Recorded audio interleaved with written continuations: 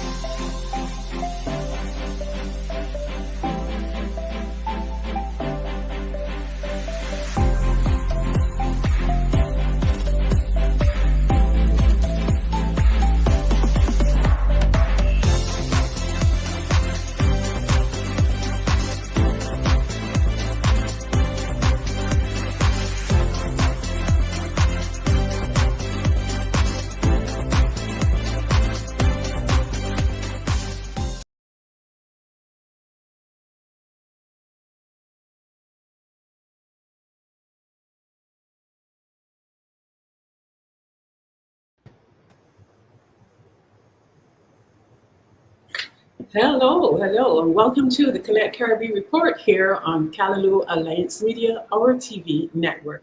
Today we are focusing on bridging the digital divide, the Caribbean's role in global e-commerce.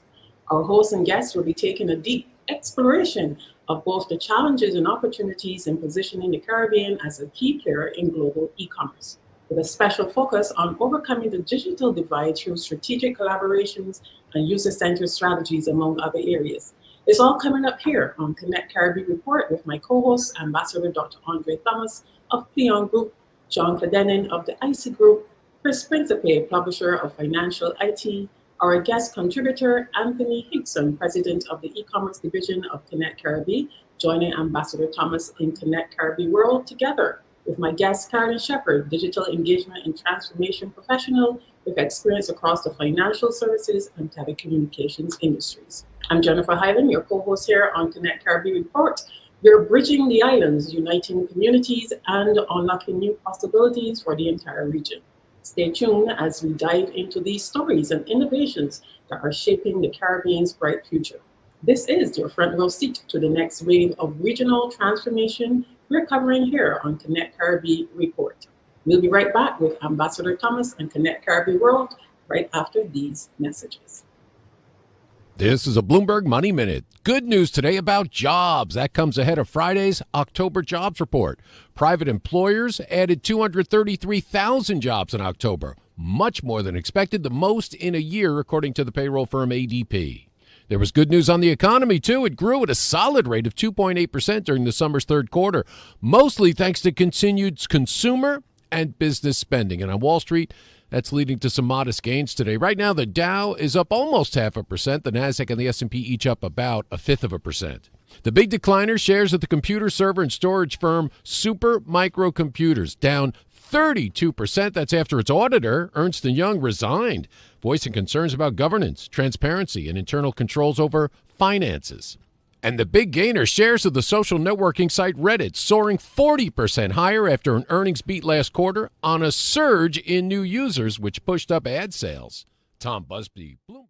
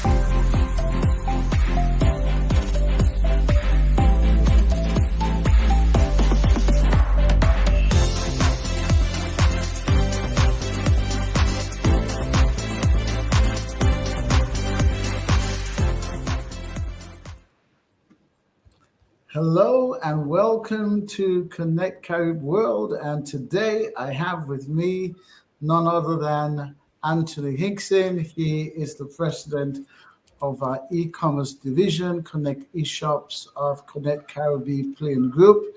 It's great to have you with us, Anthony. It's great to be here, Dr. Thomas.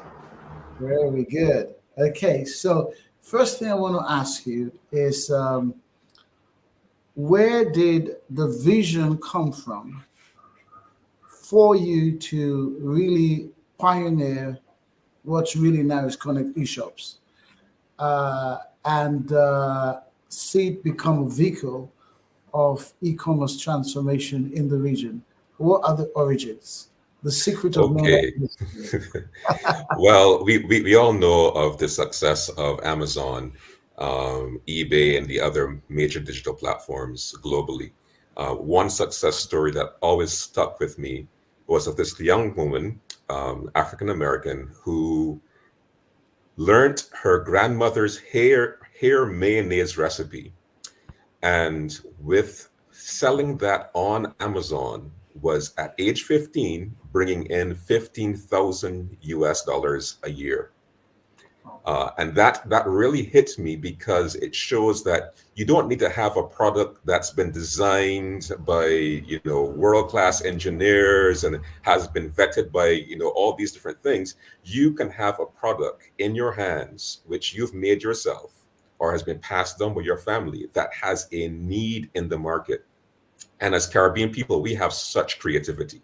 There's so many options in terms of whether you get clothing, whether you get food products, whether you get software skills and services. There's so many products that we have indigenous among us as people. And e-commerce right now is the best way to get exposure as a small or medium enterprise to not just your local or regional, but a global market. So that's really where the vision came together for me, that we need to have this to really push our economies up to the next level. Okay, excellent. So could you give us a sense of where we are? You are actually leading the division. And so if you could let our listeners know, what are the plans in the phase one of Connect Caribbean? What are plans for e-commerce? Okay, so what we're looking at right now is an e-commerce platform similar to Amazon, where you as a buyer can have your shop. You can put your goods up and be able to sell those goods on our platform. As a buyer, you can get ratings. You would be able to access our network in terms of having your payment in your hands without much of an ado in terms of additional fees and charges. Having your payments brought to your own local currency. As those who are buying on the platform, you are also then looking to see that you're gonna be protected. You're gonna be protected when you make your purchases. We're gonna verify that the products that are being listed by our vendors are what they're actually supposed to be, and we're gonna be using our great ferry service to actually get those goods transported across the region from door to door. So we're going to handle everything in terms of your buying and your selling. As a vendor, you'll have access to your back office, being able to see your goods and how they're selling, how they're trending. We're going to be really just monitoring this entire process for you. So you, as a vendor, you'll set up with your store. You will be able to again put your banking information in, and then our back office will be able to get those payments to you 100% totally. That's amazing. And now tell us, what countries are we planning to start with? What countries would be part of the initial, and how do you see it evolving? So what countries do we start with? Well, in our phase one rollout, we are going to be looking at, for our ferry service, we'll be tracking from as far south as Trinidad all the way up to potentially Antigua. So our initial catchment is to have all of those islands linked to our e-commerce network. But now with our connection with our last MOU with the government of St. Croix, we'll actually then be also looking to see how we can implement connections with a similar e-commerce platform in St. Croix. So those products will then actually be, you'll probably actually be having products running from as far south as Trinidad all the way up to St. Croix. So we're looking at a really expansive first phase. Further phases will move further south and then further west. So we will be looking to as far south as Suriname and as far west as Belize, because we do want to have an inclusive network of the entire CARICOM in our trade network. But again, phase one, we'll definitely be looking from Trinidad up to Antigua with a potential expansion all the way up to St. Croix, and then we'll be moving from there. Wow. Now let me ask you one more question before we go to our break. I remember when you shared this with me, that really changed my perspective concerning e-commerce in the region. And what's the value of e-commerce in the region as of last year, and what's the projected value for this year? Well, as last year, I believe the value was sitting at about $3.5 billion in trade in e-commerce. But then this year's projections are somewhere in the neighborhood of $4.4 billion. So we can see that, and that value is e-commerce going out of our region. So that's not internal to us. So there's an existing market, and that existing market really is of products which we can look at and say, these products can be produced locally. So there's lots, there's a majority of that is in the fashion. A lot of that is in beauty products. So we've got this mass of foreign exchange being sent out of our region that we can actually capitalize on as small and medium enterprises. Thank you. You're welcome. Thank you very much, Ambassador, for interviewing Anthony Hickson. Lots of information there and exciting times ahead for Connect Caribbean World entrepreneurs and small businesses. And certainly if you're an entrepreneur, you have a small business and you want to get on board, no pun intended, or should I say pun intended, I want you to visit connectcaribbean.com and head on over to the e-commerce page, division, and you'll see a form there. If you're an entrepreneur, owner of a micro business, and you want to learn how you can expand your market by being part of Connect Caribbean e-commerce platform, there's a form there. You can fill it out, and we will update you as soon as information comes on hand that you can be part of this exciting opportunity, Connect Caribbean e-commerce and the e-commerce shop, Connect Caribbean e-shop. So thank you very much, Ambassador Thomas, and President of the e-commerce division for Connect Caribbean Ferry Service. Thank you very much for joining us. And coming up, we have John McLennan in Connecting the Dots. So we want to look forward to hearing him and what he has to say, and the team right here on Connecting the Dots and also on Connect Caribbean Report. We'll be right back after these messages. With the Bloomberg Small Business Report, I'm John Tucker. Hurricanes Milton and Helene have opened the floodgates for people seeking disaster relief. Along with that comes the danger of fraud. The Federal Trade Commission, Department of Justice, and the Consumer Financial Protection Bureau are all warning consumers to be wary of identity theft, price gouging, and other fraud. Small business owners should stay alert, too, and recognize that the scammers can strike both online and in person. Because small businesses might have a variety of employees and contractors coming and going after a disaster, owners should be vigilant about verifying the identity of anybody with whom they're working.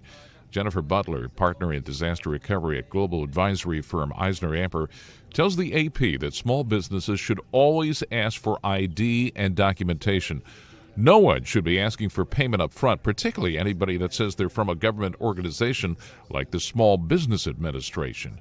Yeah, that's the Bloomberg Small Business. This is the Bloomberg Real Estate Report. I'm Denise Pellegrini. Some bad news for some homeowners. Property taxes in some metros are surging. Redfin says the median monthly property tax payment has skyrocketed more than 65% in Indianapolis and Atlanta since 2019, and also has surged in some parts of Florida like Tampa, Jacksonville, and Miami because of rising home values, increasing natural disasters, and growing demand for government services like schools. Nationwide, property taxes have increased increased nearly 30% since 2019 to a monthly median of $250. So where are effective property taxes the cheapest? The average residential property tax rate paid as a percentage of home value is lowest in Anaheim, Los Angeles, Riverside, and San Diego, also some other California cities, thanks in part to Proposition 13, and also low in Nashville, Phoenix, Las Vegas, and Charlotte, but highest in some Texas cities like Austin, San Antonio, and Houston. And that's the Bloomberg Real Estate Report. I'm Denise Pellegrini.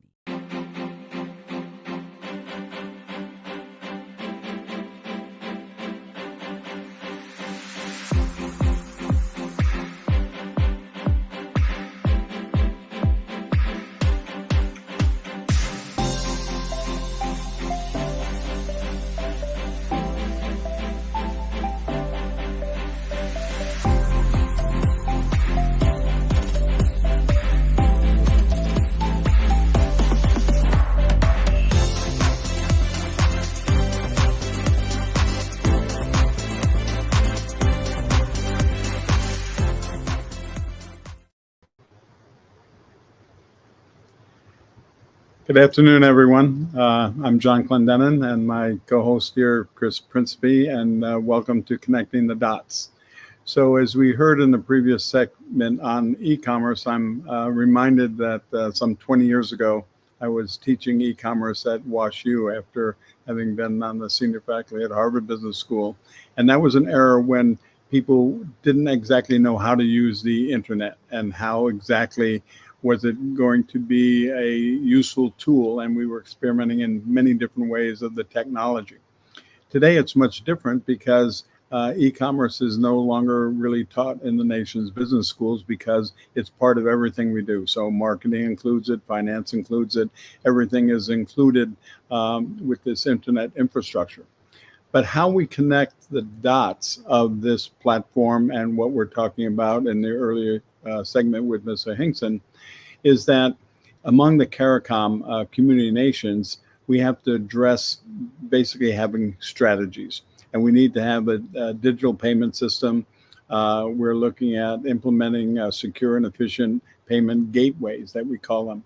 Electronic single windows with UN recommendation 33, which says that the customs, border police, phytosanitary, weights and measures all need to be connected in a single way.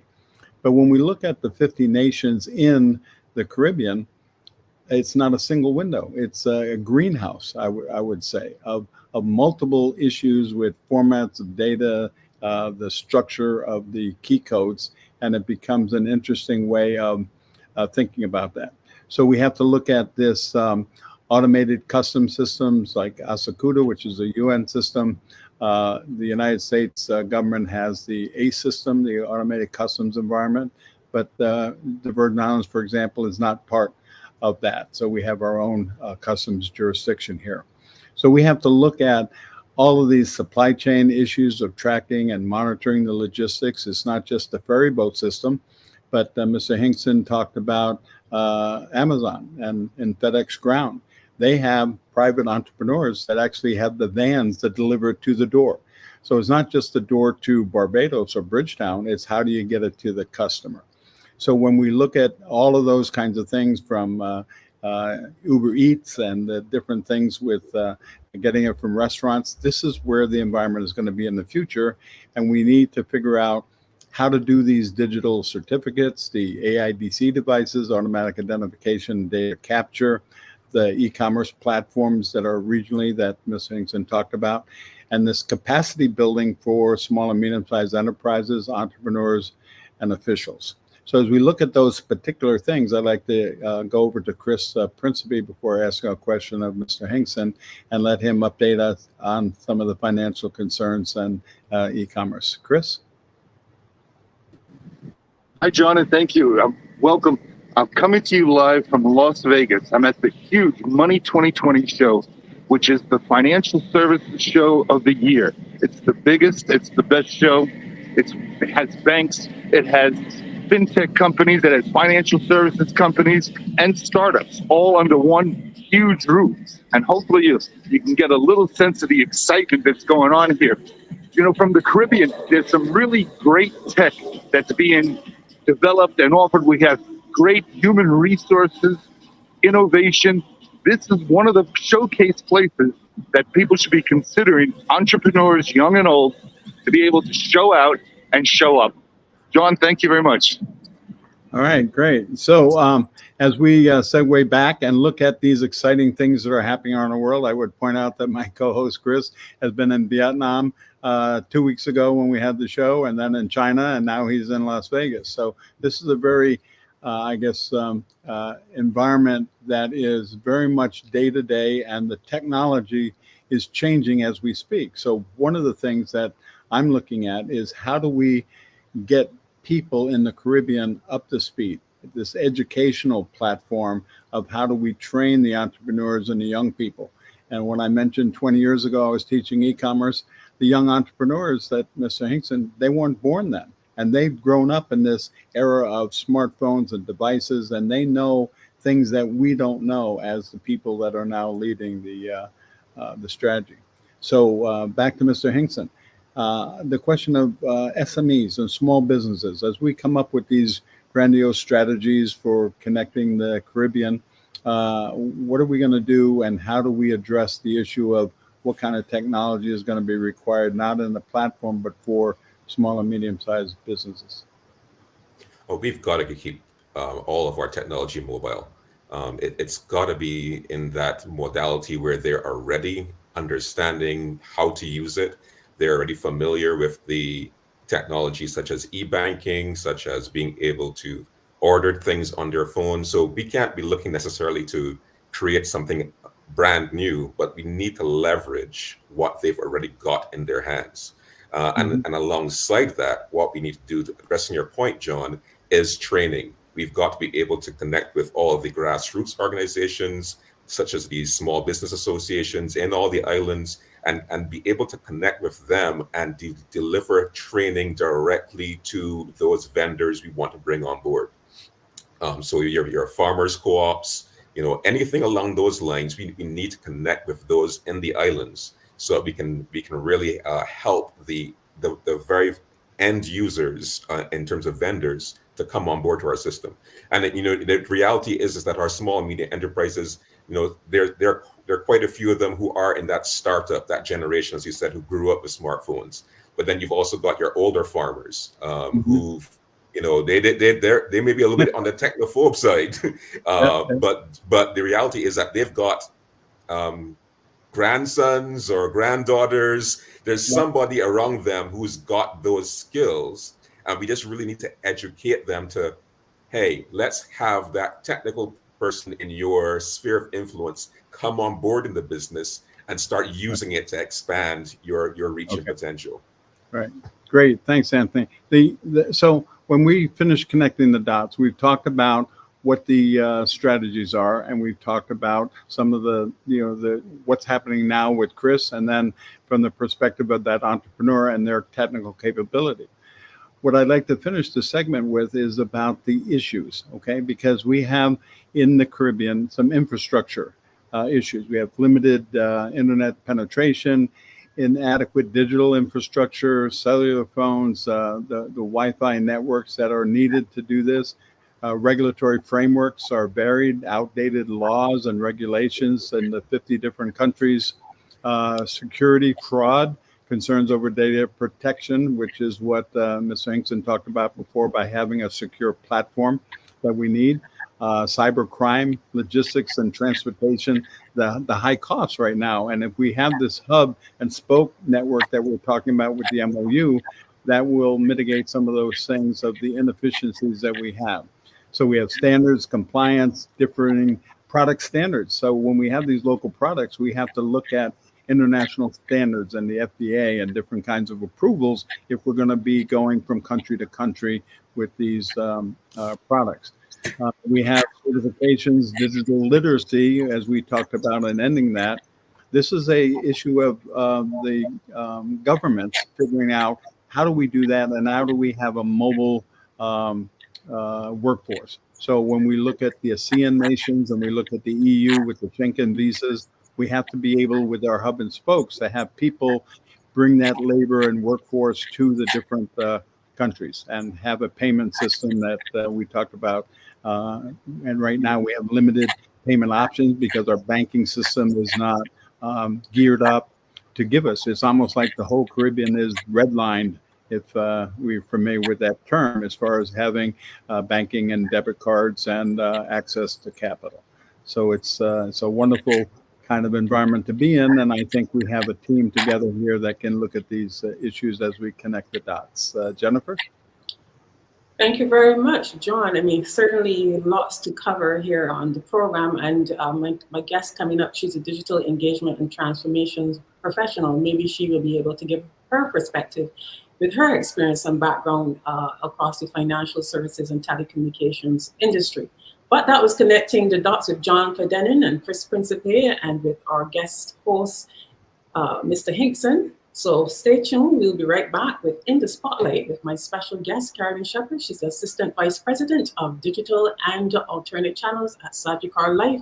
And we hope to dig a little deeper in getting some answers to these questions. We'll be right back after these messages. How do nations rise to greatness, even in adversity? Leading nations into economic dignity reveals the leadership mindset behind national success.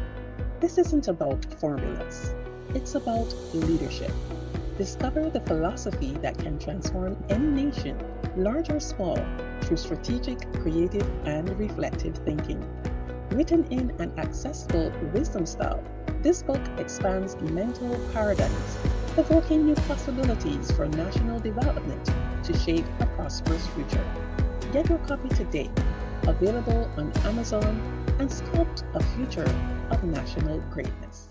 This is the Bloomberg Real Estate Report. I'm Denise Pellegrini. Some bad news for some homeowners. Property taxes in some metros are surging. Redfin says the median monthly property tax payment has skyrocketed more than 65% in Indianapolis and Atlanta since 2019, and also has surged in some parts of Florida like Tampa, Jacksonville, and Miami because of rising home values, increasing natural disasters, and growing demand for government services like schools. Nationwide, property taxes have increased nearly 30% since 2019 to a monthly median of $250. So where are effective property taxes the cheapest? The average residential property tax rate paid as a percentage of home value is lowest in Anaheim, Los Angeles, Riverside, and San Diego, also some other California cities, thanks in part to Proposition 13. And also low in Nashville, Phoenix, Las Vegas, and Charlotte, but highest in some Texas cities like Austin, San Antonio, and Houston. And that's the Bloomberg Real Estate Report. I'm Denise Pellegrini.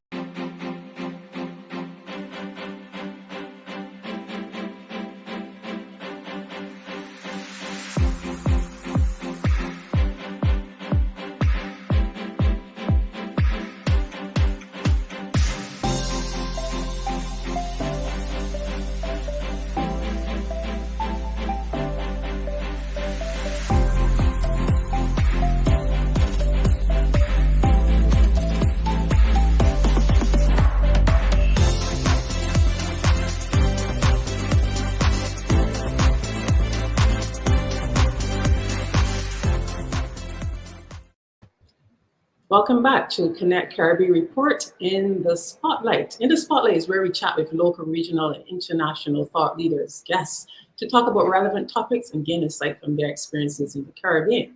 My guest today is Carolyn Shepherd. She's a digital engagement and transformation professional with experience across the financial services and telecommunications industries. Her superpower is understanding the intersection between e-commerce implementation and user engagement.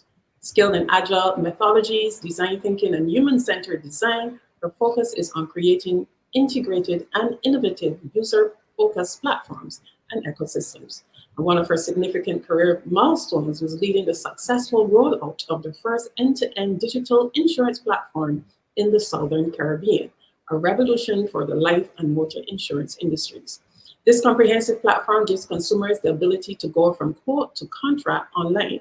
Currently serving as the Assistant Vice President, Digital and Alternate Channels at Sagicor Life, Carolyn holds a postgraduate diploma in digital business from Columbia and Sloan MIT, and an MBA from the Heriot-Watt University. She serves on the Digital Societies Committee of the Barbados Chamber of Commerce and is committed to driving business and digital transformation to deliver strategic value to organizations. Welcome, Carolyn, to Connect Caribbean. Thank you so much. It's so great happy to be to have here. you. It's great to have you, Carolyn. So I want to jump straight. You've heard all of the conversations and discussions in Connect Caribbean World and in Connecting the Dots. Certainly some of the things that they've covered, I'm sure that you're going to address. So let's jump right in and get your perspective on what you believe are some of the biggest obstacles in the Caribbean and what they face in terms of building a competitive e-commerce ecosystem, and how can we address these challenges, especially in terms of digital accessibility and infrastructure? So that's a wonderful question. And I think I'd like to frame them as opportunities. And these are opportunities for digital specialists who are in the Caribbean, who are, maybe frustrated at the pace of development in the Caribbean. But these are opportunities to build things from scratch that are already existing in the rest of the world. So, for example, Alex Lazaro in his book, Out Innovate, he talks about the digital frontier. And what he's talking about is those spaces outside Silicon Valley that don't have the innate infrastructure in place for digital transformation. So some of the things that aren't in place in the Caribbean would be things like legislation. So legislation to allow for data privacy, data protection for online transactions, because you share a lot of very sensitive data when you buy things online. Cybersecurity, so to protection from breaches and from fraud, both on the customer side as well as the company side. And then, of course, the big elephant in the room is the ability as an entrepreneur or even as a large business to get access through our banking institutions to what we call an online shopping cart. So in order to connect what you can get any developer in the Caribbean to build for you with an online shopping cart, but it needs to be connected to a banking institution that will allow you then to receive and make payments online.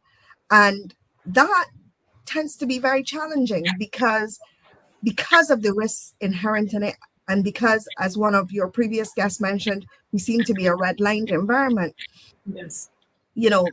A lot of the time, sometimes the investment that is asked of the customer is above what a small or medium-sized business can afford to make. So you might have to put, $100,000 on account to cover those risks. Not every business has access to that type of cash. So while there are some banks who are facilitating it, we still don't have broad access across the financial institutions, which drives a lot of businesses to have their shopping carts and their e-commerce enabled through North American banking institutions and platforms, etc., which means that we're spending foreign exchange when we don't have to.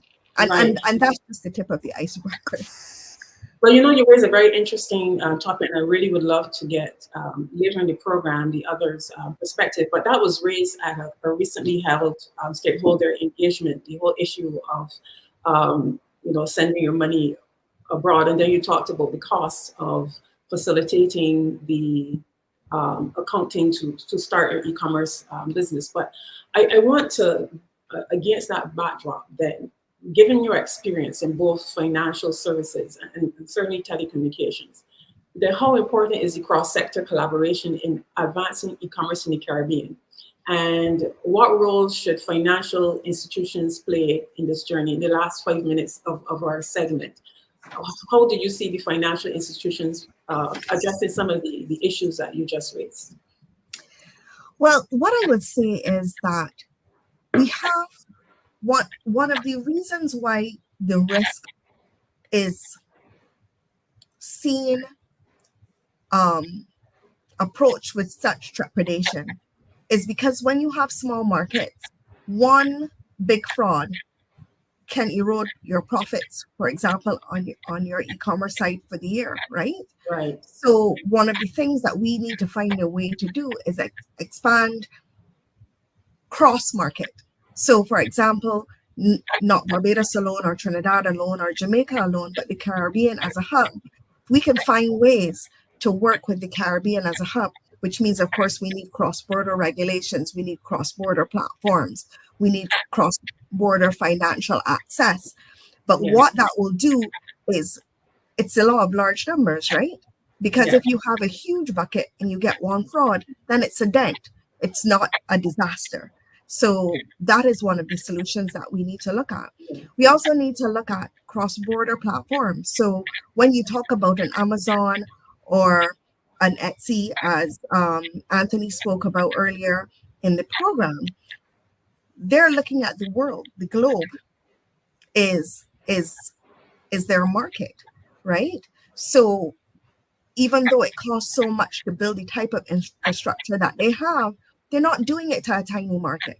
Right. So one of the things that we need to look at as well, again, is how can we expand the base of what we're doing so that we can get greater returns from on investment, basically. Okay, I want to get this last question into Caroline. I think it piggybacks. Sorry, and can I add? I know that you're running out of time, but I also do want to add that some of the solutions that have come from collaboration between financial services and telecoms is actually having mobile payments and mobile wallets enabled that they can use on their phones, because most Caribbean people have access to the internet via mobile phone and not on a laptop.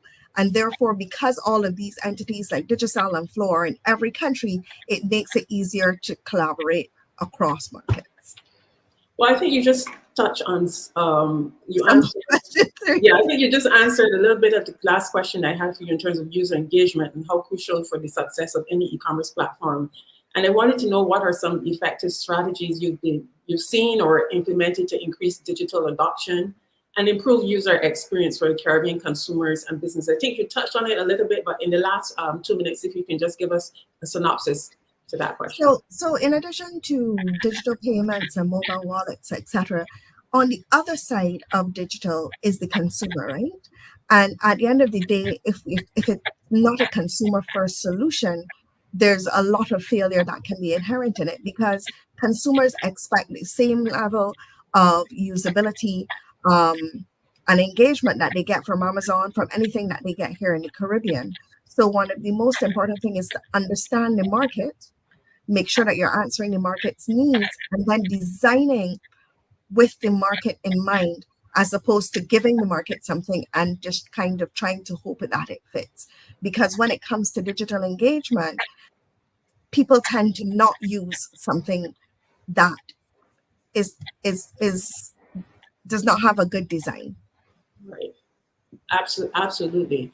I mean, you certainly provide some practical approaches for local businesses, and the whole issue, excuse me, of attracting and retaining digital consumers in the Caribbean is pretty important. And as you heard earlier, knowledge and training and information to sensitize the small businesses, SMEs, to prepare them for what's coming on board with Connect eShops. And you certainly give us quite a bit of valuable information to take away, but we'll further expand the conversation when we come back on Connected Voices to hear from our co-host and our guest, Anthony Hinkson, and just wrap it up and see if we can get in more discussion around this topic. But that was Caroline Shepherd. She's Assistant Vice President of Alternate and Channels at Sagicor Life. And we'll be right back with Connected Voices as our host and guest return in what we call our fireside open discussion to talk about connecting the dots, Connect Caribbean World, and you've just heard from Caroline. So we want to bring it all together, and we'll end to see what our hosts have to say in the closing segment. We'll be right back after these messages. Reimagine a world where the Caribbean is seamlessly connected, where our people, our cultures, and our economies move freely across the islands. This is Connect Caribbean, more than a ferry service. It's the heartbeat of a new era, an era where economic opportunities expand, where trade flows freely across our seas, and cultural exchange flourishes. We are linking businesses, empowering communities, and reigniting the hope for a truly integrated Caribbean. Together, we're shaping a brighter, more unified future for the Caribbean.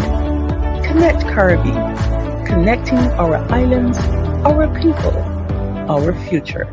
With the Bloomberg Business of Sports Report, I'm Michael Barr. One member of the women's volleyball team at San Jose State University is part of a lawsuit challenging the presence of transgender athletes in women's college sports. The person whose presence she's challenging is her teammate. At soccer games in Ukraine, crowd sizes are determined by the capacity of the nearest bomb shelter. For the first time since the full-scale war began in 2022, the Ukrainian Premier League is holding a full season with fans present as martial law bans on public gatherings have been eased.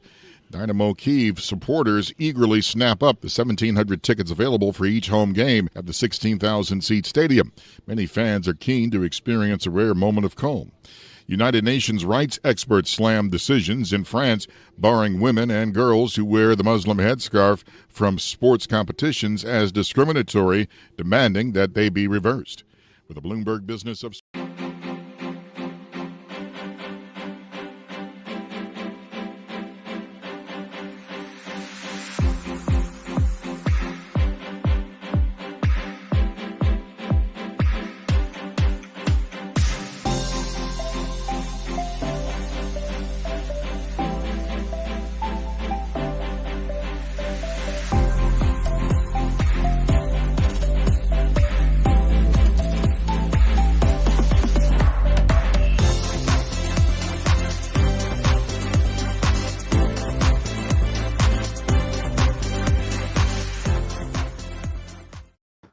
Welcome back to Connect Caribbean Report here on Callaloo Alliance Media, our TV network. We've said so much in the segments before, and I really want to get the continued discussion here on the topic of e-commerce and preparing the Caribbean for global e-commerce space. We talked about e-commerce ecosystem, the digital divide, infrastructural barriers, the importance of cross-sector collaboration.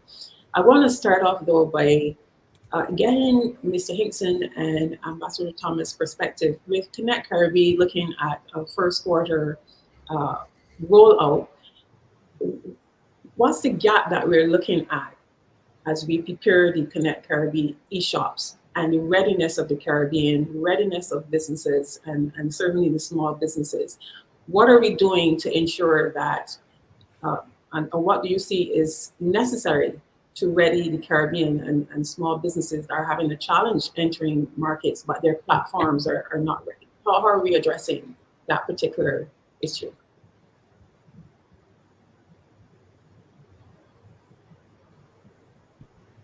Yeah, okay. I would say key area that I'm focused on, cross-border payment solutions are very, very key. Example, now Trinidad is going to be a major e-commerce center for us because of their manufacturing capacity. However, there are major foreign exchange issues there.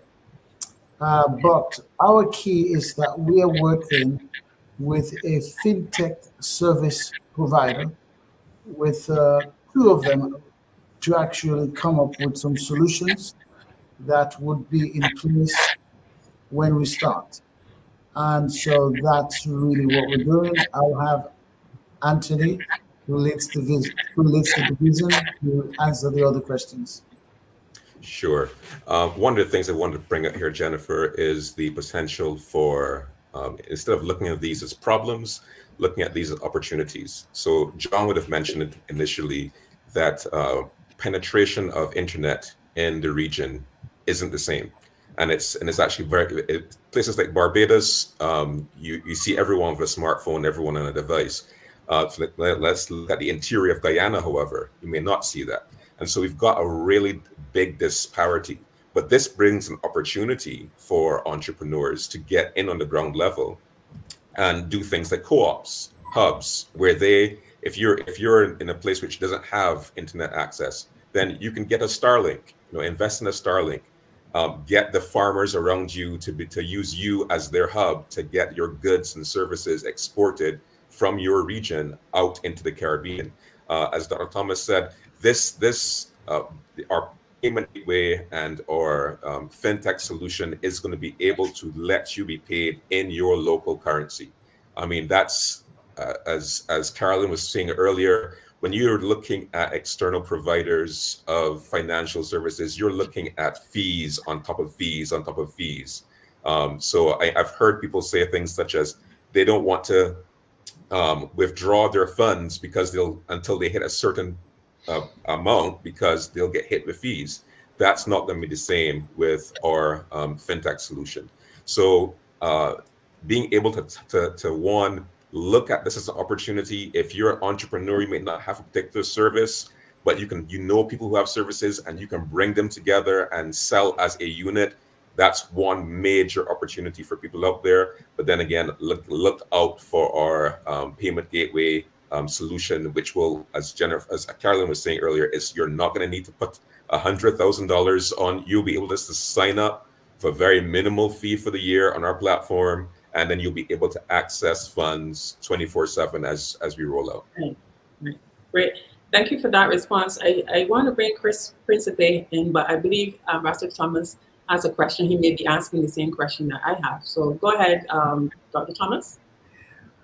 Now, Chris, with all the opportunities we have in the region, is the cavalry coming from the international banking community to help us out?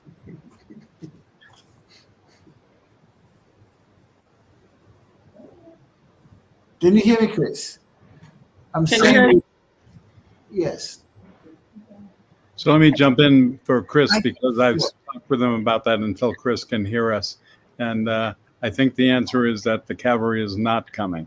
That when we look at the international financial markets and institutions, we're on a lot of lists and do not trade, do not do different kinds of things. So that's a problem. Chris, can you talk now, or should I continue? I think I'll continue, because Chris and I have been all over the world. We were in Taipei several times with the Smart Cities Initiative, and it ties to what my contribution to this point is that sometimes we're begging for things that we already have, okay?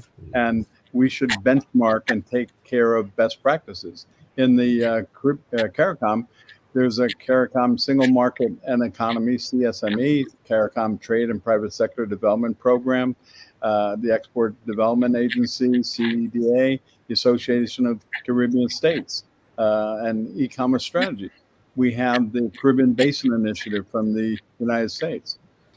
We have best practices around the world with Singapore's TradeNet system, the EU Digital Single Market Strategy, ASEAN's e-commerce agreement. The World Customs Organization has a e-commerce framework. So these things already exist. And if we take these best practices of how we work with smart devices in Bridgetown and bring that to Guyana or bring that to rural areas, we can solve these problems. We know that we need Wi-Fi services and cellular abilities, but in order to have like an Uber or an eLift capability in the Virgin Islands, let's say here in St. Croix, when the tourists come on the ship, they can't go and get an e-commerce ride because the taxis can't connect because there's no Wi-Fi in some of the rural parts of our island. And the same with Jamaica if you're going out, gone rocky. So these are things that I think that we just have to bring together the frameworks that already exist. We don't have to invent a lot of new things. We have to invent the products. We have to invent the trade and the economy.